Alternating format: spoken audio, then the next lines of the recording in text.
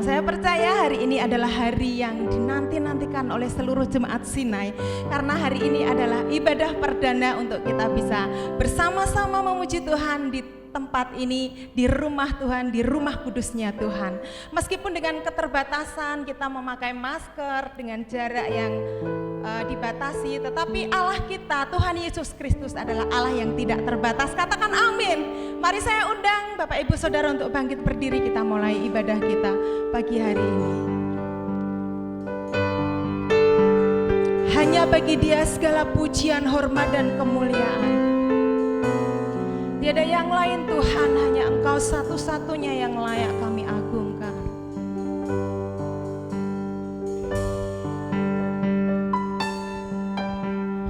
Dia Yesus telah mati bagiku. Dia Tuhan selamatkan jiwaku.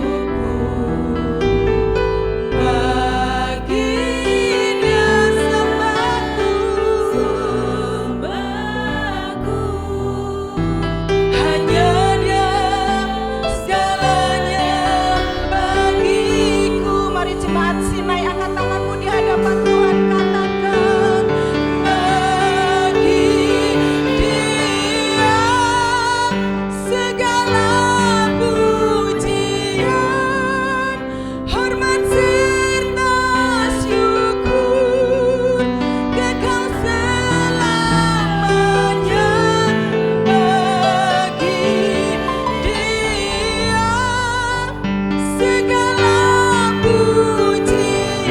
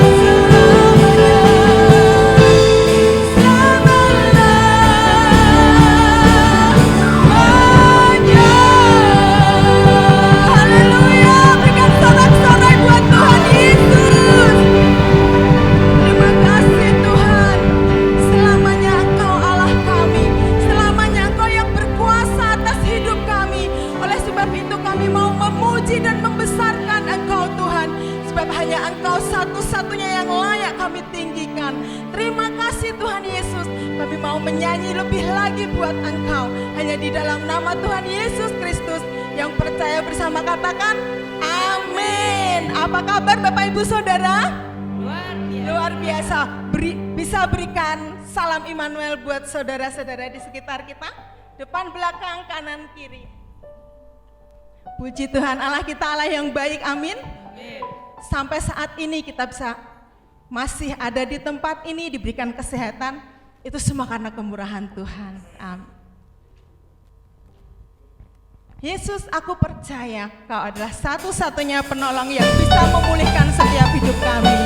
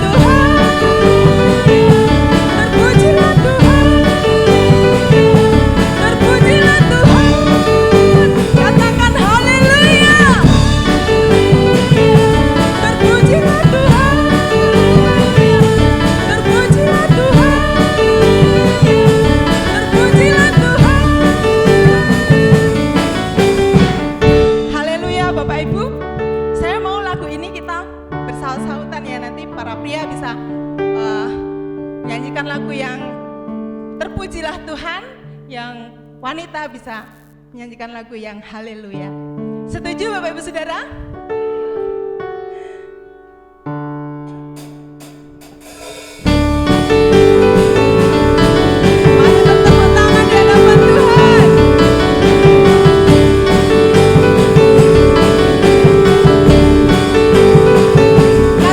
Yesus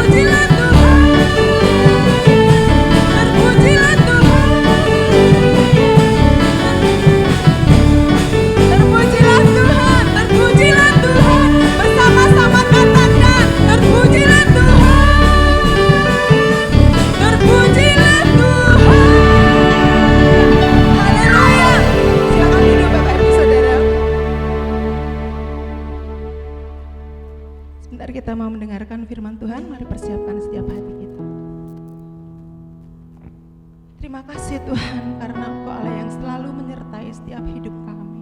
Engkau Allah yang tidak pernah meninggalkan kami sedetik pun Tuhan. Karena Engkau adalah Allah Immanuel.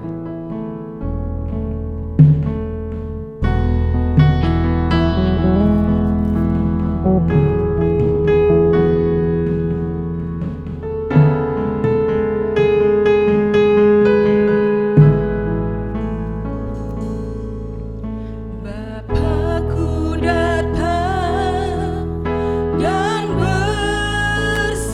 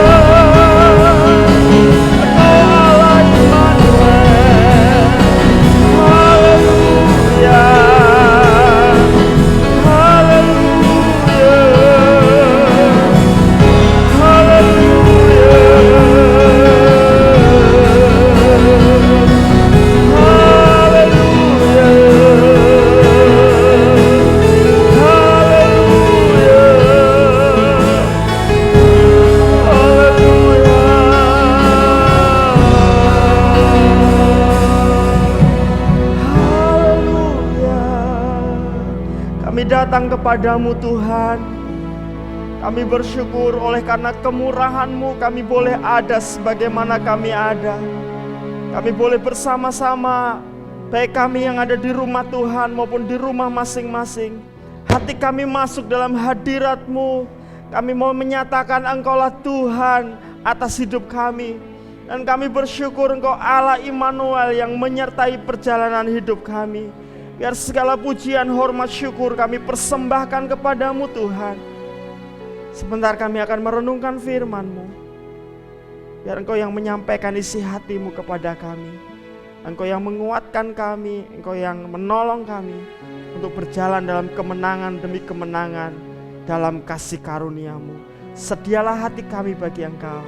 Dalam nama Tuhan Yesus kami berdoa dan bersyukur. Amin, amin. Silakan duduk kembali Bapak Ibu Saudara. Shalom. Kita bersyukur karena kemurahan Tuhan kita boleh ada di rumah Tuhan untuk beribadah bersama-sama. Tentunya saya percaya Tuhan hadir di tengah-tengah kita maupun Tuhan hadir di rumah masing-masing bagi Bapak Ibu Saudara yang masih harus beribadah dari rumah. Firman Tuhan hari ini dengan judul berserah tanpa menyerah. Berserah tanpa menyerah. Mari kita memperhatikan Alkitab kita di dalam Yakobus pasal 5 ayat yang ke-17 sampai ayat yang ke-18. Yakobus pasal yang ke-5 ayat 17 dan 18. Kita menyimak bersama, saya akan membacakan untuk kita. Elia adalah manusia biasa, sama seperti kita. Dan ia telah bersungguh-sungguh berdoa supaya hujan jangan turun. Dan hujan pun tidak turun di bumi selama 3 tahun dan 6 bulan. Lalu ia berdoa pula dan langit menurunkan hujan dan bumi pun mengeluarkan buahnya. Amin. Bapak Ibu Saudara yang dikasihi Tuhan, Elia adalah salah satu nabi besar di tengah-tengah umat Israel. Orang-orang Israel menyejajarkan Elia dengan Musa. Karena Elia adalah nabi yang spektakuler, membuat begitu banyak mujizat, bahkan Elia tidak mengalami kematian karena diangkat Tuhan ke sorga. Elia lah yang bersama-sama Musa kemudian hari turun menemui Yesus sebelum Yesus disalibkan. Dan tidak hanya itu, Alkitab mencatat sebelum Yesus datang kedua kali, Elia dan Musa nanti akan turun lagi ke dunia untuk menjadi saksi terakhir sebelum zaman ini ditutup oleh kedatangan Yesus Kristus yang kedua kali. Itu berarti Elia bukan orang sembarangan. Elia adalah nabi yang begitu luar biasa. Tapi kalau kita perhatikan di dalam Yakobus pasal 5 ayat 17, dengan tegas Alkitab berkata, Elia adalah manusia biasa, sama seperti kita. Wow. Bapak Ibu Saudara, menurut kacamata orang, Elia adalah orang yang luar biasa, punya pengalaman-pengalaman bersama Tuhan yang luar biasa. Tetapi sekali lagi Alkitab menegaskan kepada kita bahwa Elia adalah manusia biasa, sama seperti kita. Wow, apa yang dimaksud dengan yang dimaksud dengan kita? Kita ini yang dimaksud bukan kebanyakan orang. Yang dimaksud kita dalam Alkitab ini adalah orang-orang yang percaya kepada Yesus. Para murid atau orang-orang yang mengambil keputusan untuk mempercayakan hidupnya kepada Yesus. Kita adalah orang-orang percaya. Dan Rasul Yakobus menegaskan oleh ilham Roh Kudus bahwa Elia adalah manusia biasa sama seperti kita. Artinya apa Bapak Ibu Saudara? Kalau Elia mengalami kemurahan Tuhan dan mampu menyatakan kemuliaan Tuhan, saudara dan saya juga bisa punya pengalaman yang sama. Amin. Setiap kita mendapat kesempatan untuk mengalami kemurahan Tuhan, dan setiap kita juga mendapat kesempatan untuk menyatakan kemuliaan Tuhan. Saudara lihat bagaimana Elia di tengah-tengah krisis selama 3,5 tahun. Sudah bisa bayangkan 3,5 tahun gak turun hujan. Itu paceklik yang luar biasa. Tapi oleh kemurahan Tuhan, Elia dilindungi Tuhan, diberkati Tuhan. Kita baru mengalami pandemi kira-kira 3 bulan, sudah mulai ngos-ngosan. Tapi Elia mengalami 3,5 tahun. Dan Alkitab menceritakan kehidupan Elia untuk memberi contoh kepada saudara dan saya. Kalau Elia sanggup dipelihara Tuhan, Elia mengalami kemurahan Tuhan. Bahkan di tengah-tengah paceklik yang begitu rupa, Elia masih bisa menyatakan kemuliaan Tuhan. Saudara dan saya dipanggil untuk punya pengalaman yang sama. Amin saudara. Saudara dan saya dipanggil untuk mengalami kemurahan Tuhan dan menyatakan kemuliaan Tuhan. Lalu apa keistimewaan Elia sehingga Elia yang manusia biasa sama seperti kita, sama-sama orang percaya, tetapi Elia punya pengalaman yang begitu spektakuler bersama dengan Tuhan. Ada beberapa hal yang bisa kita lihat. Tapi yang paling jelas adalah karena ia telah bersungguh-sungguh. Bapak Ibu Saudara, inilah keunggulan Elia dibanding orang percaya lainnya. Yaitu apa? Kesungguhannya, kegigihannya. Nah, saya berdoa setiap kita punya semangat yang sama. Mari jadi orang percaya yang sungguh-sungguh. Orang-orang percaya yang punya kegigihan yang kuat. Kegigihan dalam hal apa? Yang pertama adalah Elia sungguh-sungguh percaya dan berserah kepada Tuhan. Elia gigih dalam mempertahankan imannya, keberserahannya kepada Tuhan. Itu sebabnya tema firman Tuhan hari ini adalah berserah tanpa menyerah. Tuhan ingin kita belajar berserah. Banyak orang yang tahu Tuhan itu maha kuasa, maha besar. Tapi persoalannya enggak semua orang yang sungguh-sungguh menyerahkan hidupnya kepada Tuhan. Elia percaya bahwa Tuhan adalah satu-satunya Allah yang hidup, yang berdaulat, berkuasa, bahkan Dia adalah Allah yang setia dan tidak berubah. Elia percaya bahwa firman Tuhan adalah ya dan amin. Bapak Ibu Saudara, tidak mudah hidup di zaman Elia masa itu. Kenapa? Pada waktu itu Israel di bawah kepemimpinan Ahab dan istrinya yang bernama Isabel adalah penyembah Baal. Dan mereka bukan saja menjadi penyembah Baal, mereka menghalang-halangi orang-orang yang tidak mau menyembah Baal. Orang-orang yang tidak menyembah Baal mengalami kondisi yang sulit. Mereka dikejar-kejar, dicari-cari untuk dipenjarakan, dibunuh. Mereka tidak mendapat akses ekonomi yang baik. Mereka menghadapi tekanan yang besar. Itu sebabnya di zaman Elia hampir semua orang Israel berpaling dari Tuhan. Mungkin karena mereka sudah nggak tahan akan penderitaan, aniaya, akses ekonomi yang dibatasi oleh Raja Ahab. Seandainya mereka tetap percaya kepada Tuhan yang hidup. Atau mungkin karena banyak orang Israel yang mulai lelah menantikan pertolongan Tuhan. Mereka merasa kenapa Tuhan tidak tolong hidup mereka. Itu sebabnya di zaman Elia sebagian besar orang Israel meninggalkan Tuhan. Tapi disitulah Elia tetap tegak berdiri mempercayakan hidupnya kepada Tuhan. Elia tetap memutuskan untuk tidak berpaling dari Tuhan. Meskipun dalam situasi yang sulit bagi para penentang Raja Ahab dan Ratu Isabel. Ada banyak nabi-nabi yang waktu itu berlari-lari disimpan di gua-gua. Orang-orang yang percaya kepada Tuhan yang benar bersembunyi di gua-gua. Dan itu jumlahnya enggak banyak. Elia tetap mengambil keputusan. Bapak Ibu Saudara, di masa-masa pandemi seperti ini, banyak orang percaya yang mulai meragukan kuasa dan kesetiaan Tuhan. Kalau Tuhan berkuasa, kenapa COVID-19 berkepanjangan? Bahkan orang-orang percaya juga terkena dampaknya. Kalau Tuhan setia pada janjinya, kenapa hidup kita orang-orang percaya tidak lebih baik dari yang lain? Bapak Ibu Saudara, ada banyak orang yang mulai kehilangan imannya atau paling tidak imannya mulai pasif. Ya sih masih Kristen, tapi sebenarnya dalam hati jebule. Jadi orang Kristen dengan non-Kristen juga ngalami yang sama. Beberapa orang mulai menganggap kekristenan hanyalah agama, salah satu agama di dibanding agama-agama yang lain. Kenapa? Karena hari-hari ini banyak orang yang mulai mempertanyakan kasih setia Tuhan. Mulai mempertanyakan kuasa Tuhan. Mulai mempertanyakan kedaulatan Tuhan. Banyak orang percaya yang mulai kehilangan kualitas imannya. Dan susah sungguh-sungguh berserah kepada Tuhan. Itu sebabnya banyak orang percaya yang mulai hidup dalam kekhawatiran, kecemasan, marah. Bahkan tidak sedikit yang kemudian mengambil jalan pintas. Sama-sama ngadepi krisis, sudah agama disingkirkan dulu. Takut Tuhan disingkirkan dulu. Ternyata gak ada bedanya.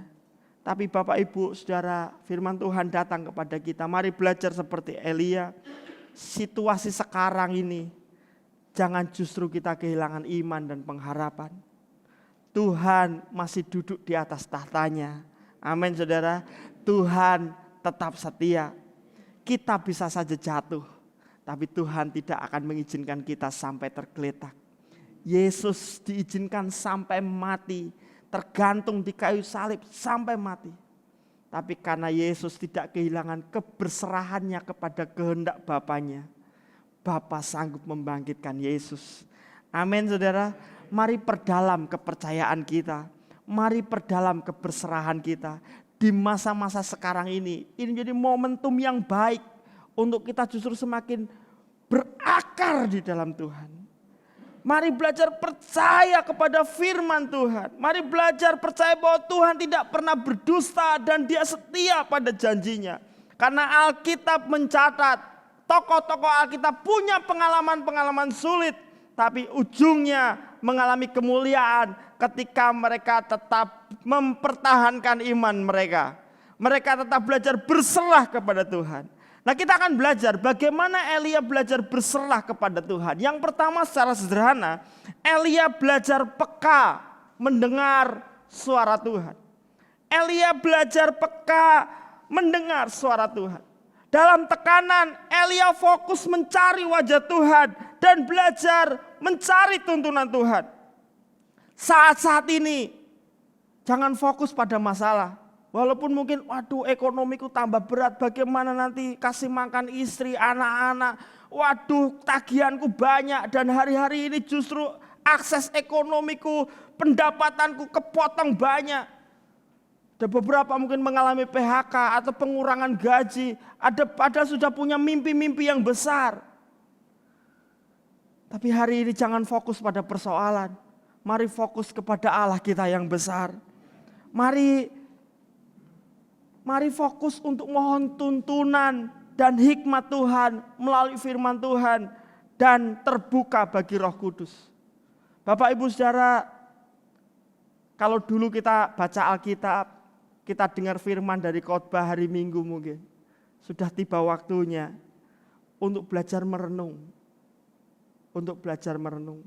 Bapak Ibu dengan membaca Alkitab Anda punya pengetahuan. Tetapi pengetahuan gak cukup. Anda butuh hikmat Tuhan. Dan hikmat itu didapat di saat kita mau merenungkan firman Tuhan. Kita mau merenungkan firman. Satu waktu ada seorang bapak yang ketika dia tahu dia sudah mau meninggal, dia panggil kedua anaknya, si sulung dan si bungsu. Dia mulai berbagi warisan kepada dua anaknya, dapat porsi yang sama. Tapi kemudian ayahnya memberi pesan kepada mereka berdua, Papa hanya bisa kasih warisan, tapi warisan ini berkembang atau menyusut tergantung pilihan kalian. Papa hanya kasih pesan. Dua saja. Yang pertama, kalau kalian bekerja, jangan sampai kalian keseringan kena sinar matahari. Yang kedua, kalau kalian ngutangin orang, jangan berharap untuk dapat kembalian. Dalam bahasa sederhana, jangan suka nagih utang.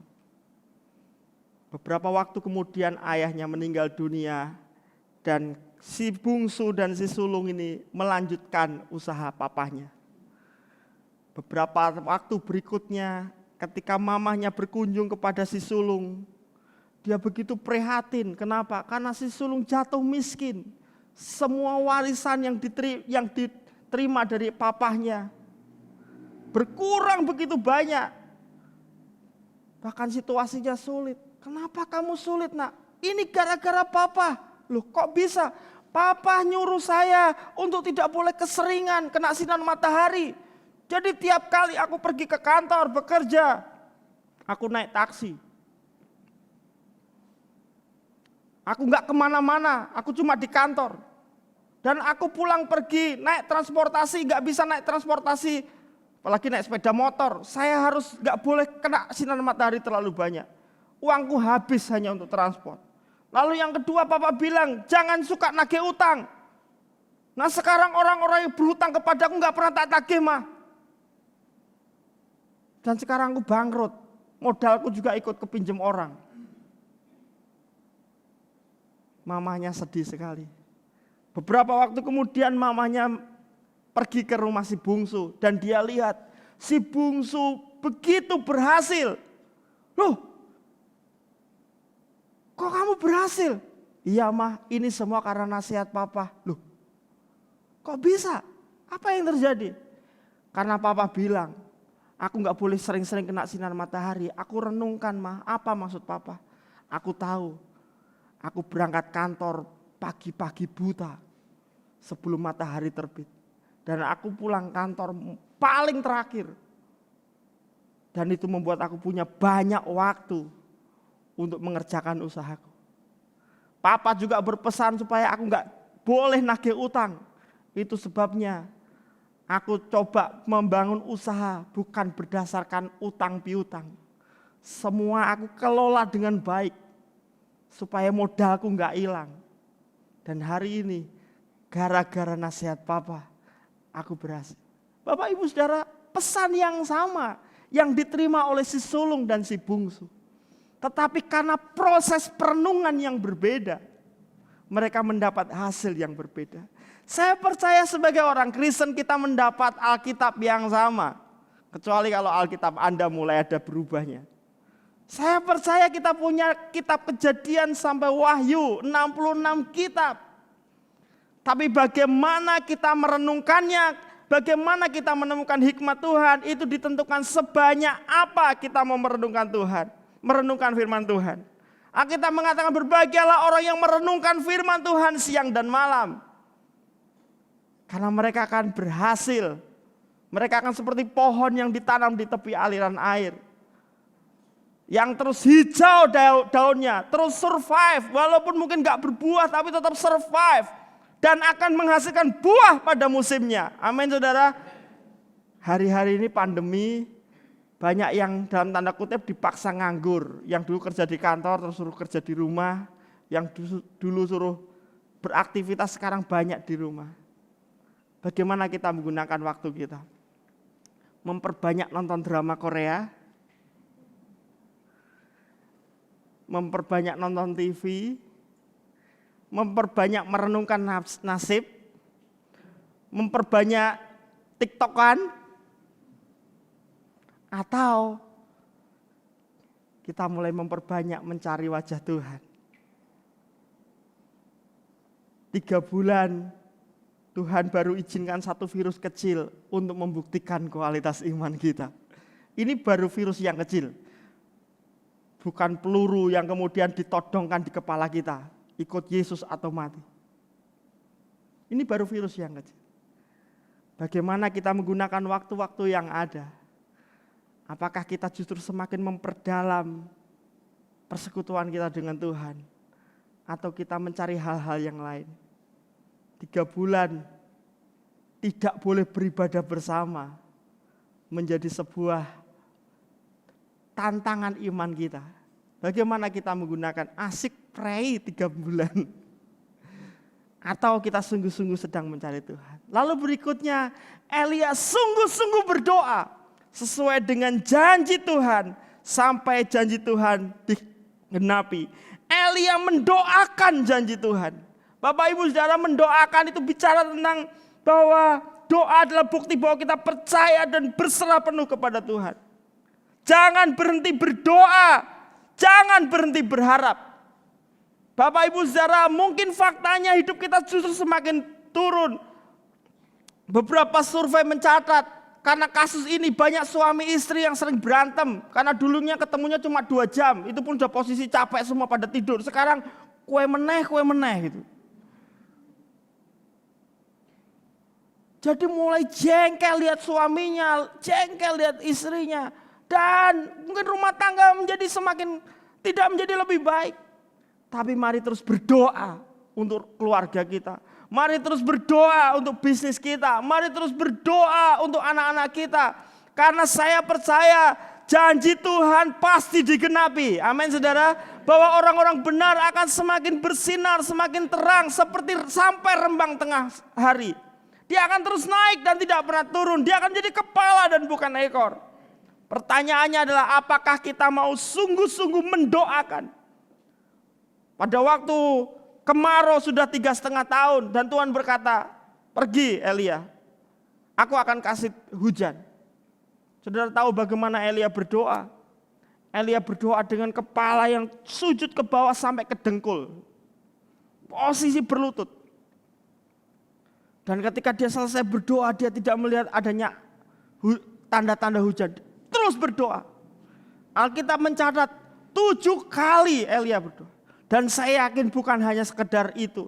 7 kali itu menunjukkan bahwa keseriusan Elia untuk memperkatakan janji Tuhan, untuk mendeklarasikan janji Tuhan, untuk mendoakan janji Tuhan. Sampai janji Tuhan sungguh-sungguh digenapkan. Amin saudara. Jangan berhenti berdoa.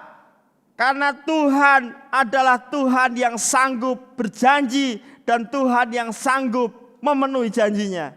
Amin. Tuhan ingin kita menjadi orang-orang yang sungguh-sungguh berserah, sungguh-sungguh peka mendengar suara Tuhan, sungguh-sungguh berdoa sampai janji Tuhan itu digenapi. Lalu yang kedua, Elia sungguh-sungguh tidak menyerah kepada keadaan. Elia tidak pernah menyerah pada tekanan Ahab dan Isabel. Dengan berani Elia menghadapi nabi-nabi Baal dan nabi-nabi Asyera. Kira-kira jumlah totalnya 950. Satu nabi melawan 950 nabi. Elia berani menghadapi Ahab. Walaupun resikonya dia akan dipenggal. Resikonya dia akan dibunuh. Tetapi Elia melakukan bagiannya. Dia menolak untuk menyerah kepada intimidasi dari si jahat.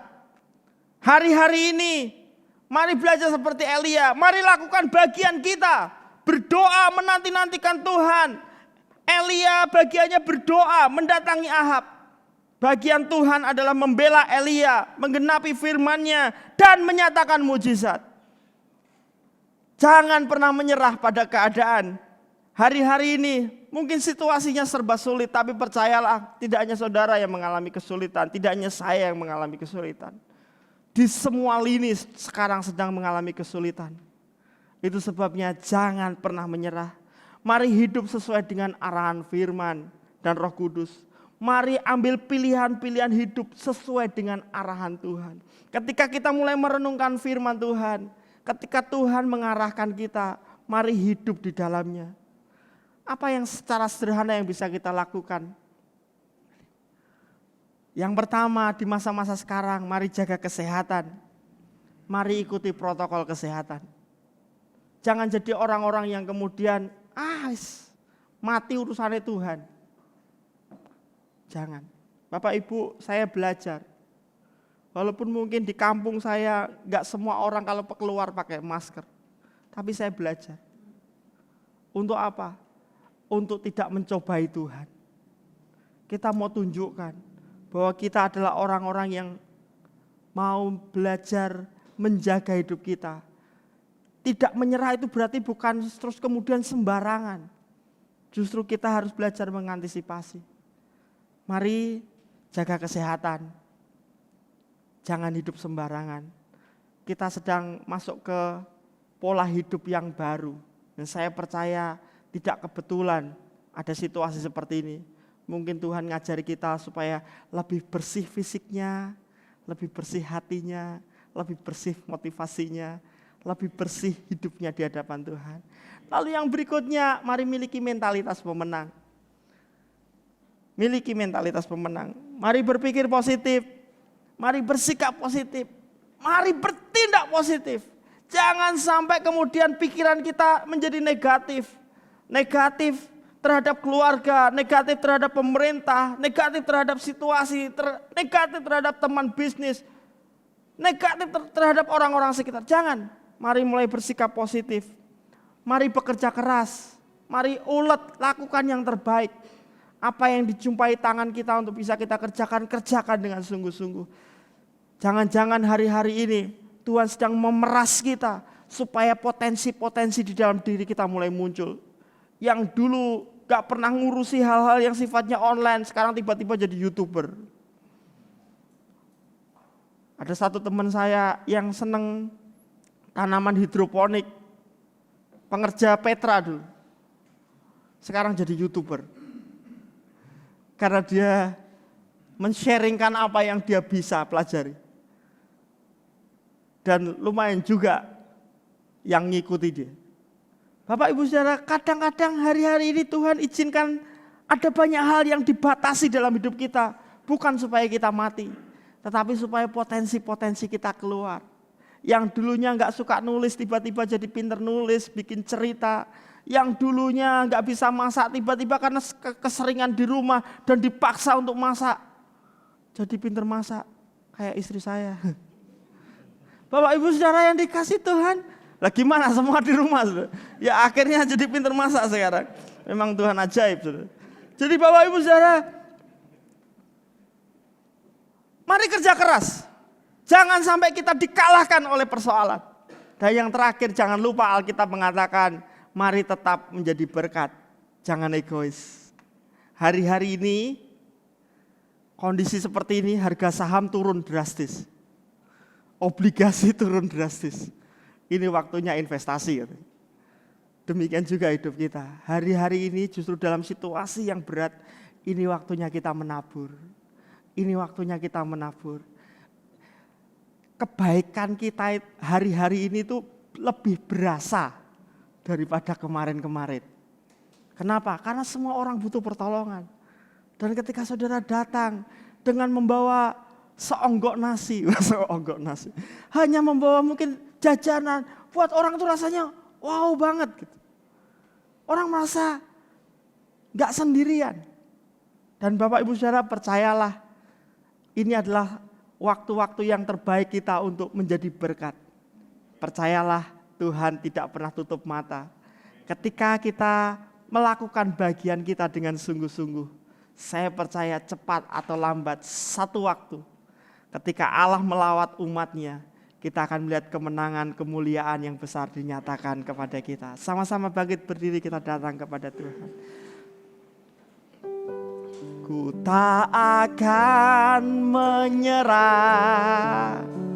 pada apapun juga, sebelum ku coba semua yang ku bisa, tetapi ku berserah kepada kehendak-Mu. Hatiku percaya Tuhan punya ku tak akan menyerah, ku tak akan menyerah pada apapun juga, sebelum ku coba semua yang ku bisa, tetapi ku berserah kepada kehendak-Mu.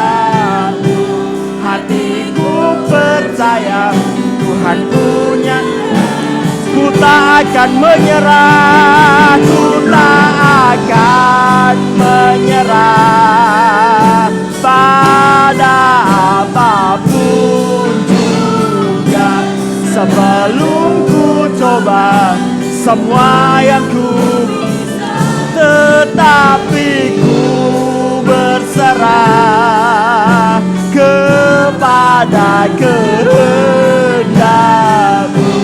Hatiku percaya Tuhan punya rencana. Boleh Bolehkah kita teduhkan hati kita, biar hati kita tertuju kepada Allah yang besar itu. Tidak kebetulan Tuhan izinkan situasi-situasi sulit datang kepada kita, sehingga itu berdampak mungkin dalam kesehatan kita, rumah tangga kita, keuangan kita, pekerjaan kita. Tapi hari-hari ini mari perdalam keberserahan kita kepada Tuhan. Mari Tuhan, aku mau belajar peka mendengar suara-Mu. Aku mau belajar sungguh-sungguh berdoa sampai aku melihat pertolongan kemurahan-Mu nyata atas hidup. Aku gak mau menyerah atas keadaan ini Tuhan. Aku mau terus menjadi orang-orang yang positif, bekerja keras, punya mental yang baik, punya kinerja yang baik. Aku mau jadi berkat bagi banyak orang. Justru di masa-masa seperti ini Tuhan, biar aku boleh melihat penyertaan Tuhan, kemuliaan Tuhan nyata dalam hidup. Mari datang kepada Tuhan. Kami percaya Tuhan, sebagaimana Engkau memelihara Elia selama 3,5 tahun dalam masa-masa yang berat, dengan cara-cara-Mu yang ajaib itu, kami percaya Engkau juga sanggup mencurahkan kemurahan-Mu atas setiap hidup kami. Setiap pintu-pintu yang tertutup dibuka oleh Tuhan. Kesempatan-kesempatan yang baru, berkat-berkat yang baru, kami percaya dibukakan bagi orang-orang yang percaya kepadamu. Bagian kami adalah terus mempercayai Engkau dan menanti-nantikan Engkau. Arahkan kami, tuntun kami Tuhan, untuk tidak bertindak berdasarkan hikmat manusiawi kami. Kami tidak bertindak berdasarkan keputusasaan kami, tapi kami bertindak karena kami percaya Engkau Allah Immanuel yang bersama dengan kami. Bapa, Engkau yang mengenal hati kami masing-masing. Kuatkan dan teguhkan kami. Limpahi kami dengan hikmat marifat dari Tuhan. Urapi kami dengan Roh-Mu yang kudus, sehingga apa saja yang kami buat Tuhan, buat berhasil dan mendatangkan keuntungan. Terima kasih Tuhan. Goreskan firman-Mu dalam hati kami. Dalam nama Yesus kami berdoa dan bersyukur. Amin. Amin.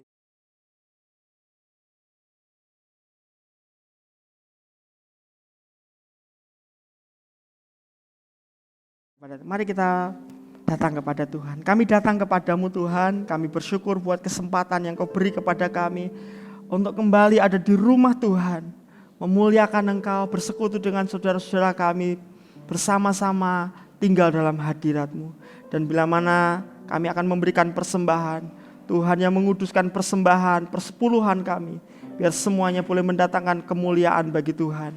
Dan kalau sebentar kami pulang ke rumah kami masing-masing, kami pulang dengan sukacita, karena berkat Tuhan menyertai kami. Mari kita menerima berkat Tuhan. Tuhan memberkati engkau dan melindungi engkau.